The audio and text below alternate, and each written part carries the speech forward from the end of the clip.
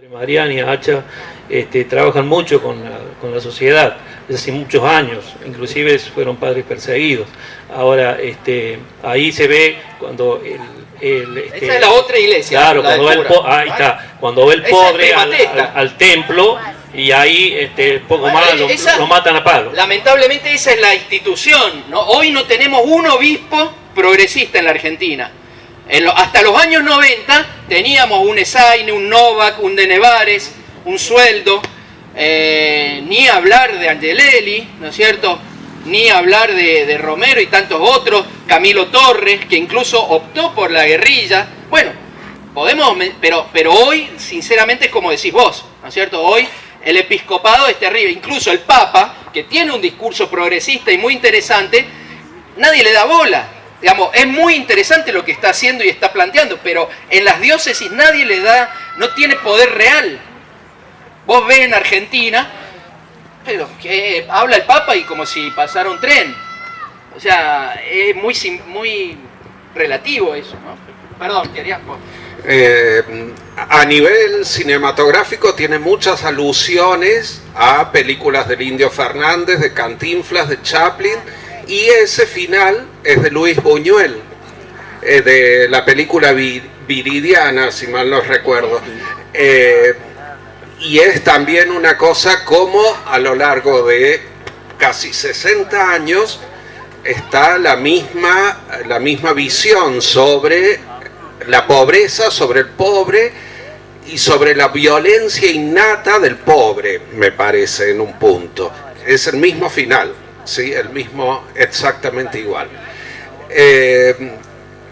Presenta la película una crítica a todos los niveles de la sociedad, al periodismo, al poder político, al poder religioso, a la clase media y al lumpenaje, más que a la pobreza misma, al lumpenaje. A mí me interesa un poco reflexionar sobre el peronismo, que reflexionemos, digo, sobre el periodismo, perdón, sobre el periodismo, que es el que tira el puntapié inicial y después se pierde un poco en la película, este supuesto periodismo crítico, pero que en realidad es periodismo basura y es un mero negocio que usa a este pobre hombre igual que lo usa el poder político nacional y transnacional, ¿sí? Yo creo que esta cosa que decías el otro día en Atalaya, que lo repetiste hoy, de ser excelentes, también hace al periodismo. Hacia los gobernantes, hacia los docentes, hacia el periodismo, hacia todos. Tenemos que ser excelentes. No podemos combatir usando mentiras. No podemos. Tenemos que ser excelentes. Te digo una cosa, después si querés, pero es así. Hay un periodismo, acá también hay como dos periodismos, ¿no? Hay un periodismo que no podemos pedirle nada porque sabemos que es el enemigo, ¿no es cierto? Pero hay otro periodismo que es que termina siendo cínico también, porque como decís vos, se hacen los denunciadores, pero en realidad están lucrando con esa pobre gente, ¿no es cierto? En un momento dice, ojalá se muera, que Dios lo proteja, pero no por mucho tiempo, porque vamos a vender más y no sé qué. Lo llevan al grotesco y al exceso, pero hay muchos así, hay muchos así. Sí, totalmente. Eso era. Sí. La escena donde el periodista termina siendo el ultravoto. El periodista también. Sí. Y dice, bueno, culpa tuya, ahora le dieron el premio Nobel. En realidad el director del diario tiene casi una cuestión personal con Lascurain. No tiene una crítica de fondo. A pesar de que el tipo sabe que todo lo que dice el neoliberalismo es mentira. Pero tampoco le importa mucho, ¿no? Ellos quieren vender. Una sola cosita. Perdón, sí. Es muy cortito. Hay un detalle que por lo imprevisto, por lo no esperado, No llegan. Tiene que yo creo que es alentador.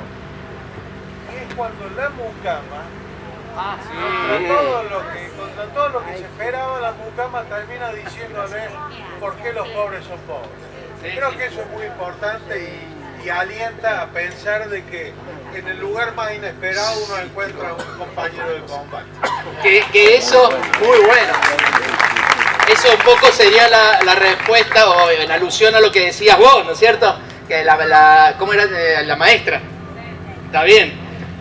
Una cosita que me faltó. Está esta crítica a todos los niveles, pero hay una cosa que falta, vos lo dijiste al comienzo, que no se ve en la película ningún atisbo de conciencia de clase, salvo esa escena de la mucama, y sobre todo no se ve ningún atisbo de organización. Y creo que eso es lo que falta fundamentalmente en la película. Organización política, organización social. O quizás justamente lo está denunciando, está llamando la atención sobre la falta de eso, ¿no? Con ese, porque es muy evidente la falta. Sí. Sí, hola, buenas noches. A mí algo que me llamó muchísimo la atención, si bien la película está focalizada en el drama de los pobres, es el joven de clase media que dice, tengo estudios universitarios, está con un currículum, haciendo una cola, y es totalmente, bueno, obviamente ignorado por el sistema en ese momento. Y me recuerdo, yo tengo 36 años, me recuerdo de los años 90, que yo tenía 17, 18 años, iba al centro, en esa época no estaban tanto los shopping, uno iba, si quería ir al cine, tenía que ir al Cinerama y todo eso. Y recuerdo las colas de desocupados con los currículos bajo el brazo, que daban vuelta a las manzanas en el centro. Y eso, bueno, lógicamente consecuencia de las políticas neoliberales de los 90, ya estoy hablando año 97, 98 para ser más exacta. Y me llamó la atención en la película ese joven, y ese joven después se lo ve en la villa que ya está cercada, como si fuera un gueto, con el número, exactamente. Y bueno, eso tiene mucho que ver con lo que, ojalá, lógicamente no lleguemos a ese punto ahora, pero el miedo, ¿no es cierto?, de quienes, yo soy clase media baja porque soy docente, y es con el miedo de perder lo conquistado en estos 12 años también. Y se ve muy claramente, si ustedes ven en la expresión del joven, que pasa casi desapercibido en la película, ¿no es cierto? No, porque pero es muy evidente, ¿no? Y ahí te está diciendo, bueno, ojo que no van a ser solamente los pobres, también ustedes que creyeron que no le iba a tocar, es un poco la de Bertolt Brecht, ¿no? Vinieron por tal, ahora ya es tarde. Y acordémonos de lo que decís vos, ¿cómo era tu nombre?